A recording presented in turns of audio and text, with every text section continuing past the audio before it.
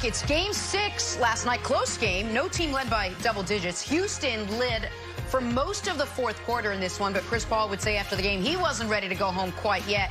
Scored 14 of his 28 in that fourth quarter, and the Rockets let another one slip away. OKC pulling out the win. This forces a Game 7 Wednesday night. Hey, Nick, was Game 6 more about CP3 being clutch, or was it about the story we have been hearing, the narrative for years now, Rockets wilting under pressure? Jenna, week. I mean, are you guys going to be good teammates and help me out here? We've been talking about CP3 and the Thunder all morning. Within 5 minutes and 5 points, they're 30 and 15. Yep. I've been saying this, 150 buckets. So are you guys going to let me sound so terrible on that, correct me and tell me it's 150 points? That's Dusty's job. I wasn't sure if it was three. I wasn't sure. I'll be honest with you, Brandon. I'll be honest with you, Brandon. I was not certain if he had made 150 baskets or 150 points. I figured Dusty was correcting you on it. But you have been great on the Thunder side of things for people that weren't watching earlier. So allow me to talk about the Rockets side of things here for a moment, because you're right. The point god, Chris Paul, was in full effect last night once again. The problem for the Rockets is this, though. They've got two great players on their team that have a lot of really, really good things in common. They also have one really bad thing in common. In those late, close situations in the playoffs, they aren't just bad. Statistically speaking, they're historically bad. Can we show the graphic? This is from Mike Lynch, put this on Twitter. I mean, this is over the last 25 years. You've got the worst in the second team in being on this list. When you look at this list, it's 4 all-time greats and Paul Pierce. But still, awesome, you don't want to be you don't want to be Russ and Harden in this situation.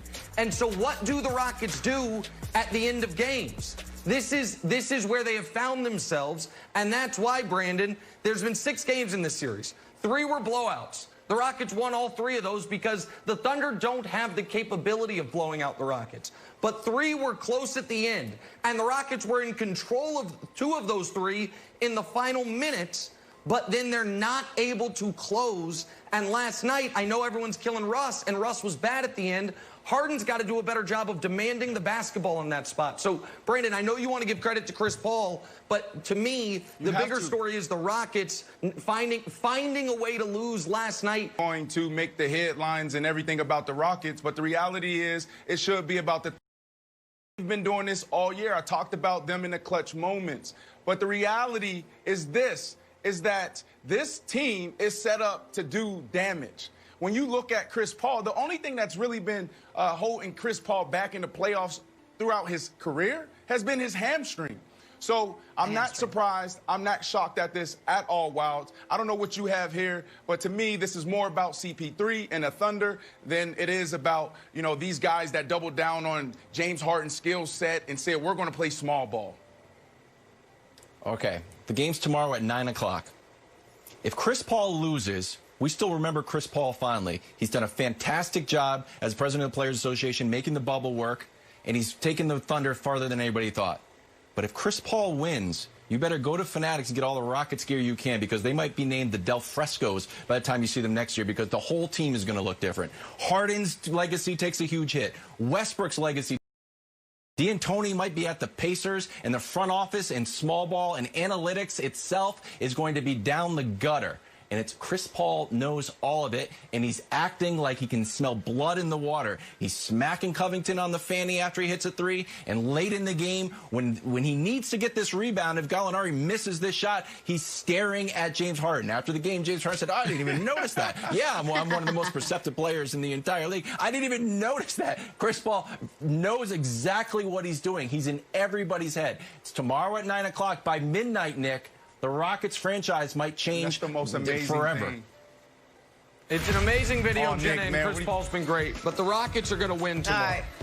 It doesn't fix their problems, but they're going to win. Take a turn now. Talk some football, guys, to close out the show. All signs pointing to Cam Newton making his Patriots debut against the Dolphins in just 12 days. And his head coach, Bill Belichick, heaping praise, saying nobody works harder than Cam. And I'll start with you. What do you make of how much Belichick has been praising Cam Newton? It's very un-Belichickian. No, you're right. And all show I've been talking about how this is a big deal because we don't hear Bill Belichick talk about his own players this way. We don't hear him talking about other guys. Every year we hear him, once or twice talk about, wow, I love this guy, Jacob Martin. And you start doing your research like, who the heck is Jacob Martin? He's talking about him running down on the kickoff team and covering punts. And it's just a thing that Bill Belichick doesn't do. But I want to talk about this to close the show. Isn't this the biggest distraction for the Patriots? Like, you just lost the face of the NFL. You just lost probably the greatest football player to ever strap up in Tom Brady. He's in Tampa now. And no one's talking about that anymore. This is a phenomenal job for the Patriots, really going after a guy that can really take all the distraction and all the coverage around Tom Brady and his headlines, who's going to have a better year.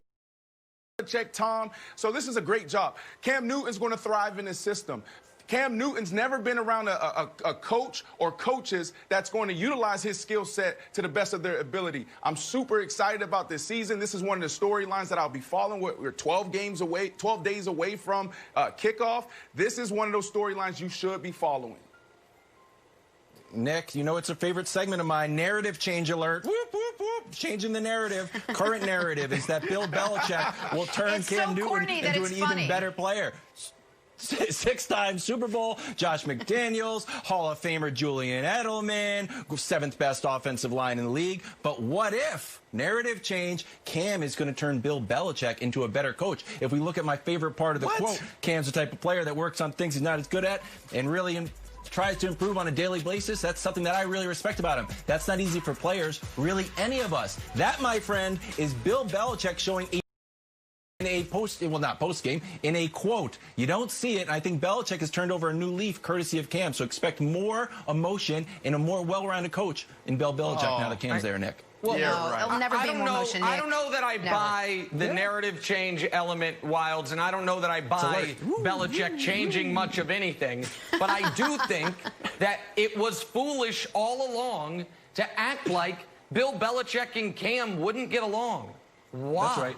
Both of them are incredibly hard workers. Both of them have been winners every step of the way. Both of them are really pretty poor losers to the degree to where they give some pretty gruff press conferences. Of course, when Belichick does it, it's part of his charm. When Cam does it, it's because he's a petulant child. But that's just because of how the media portrays him.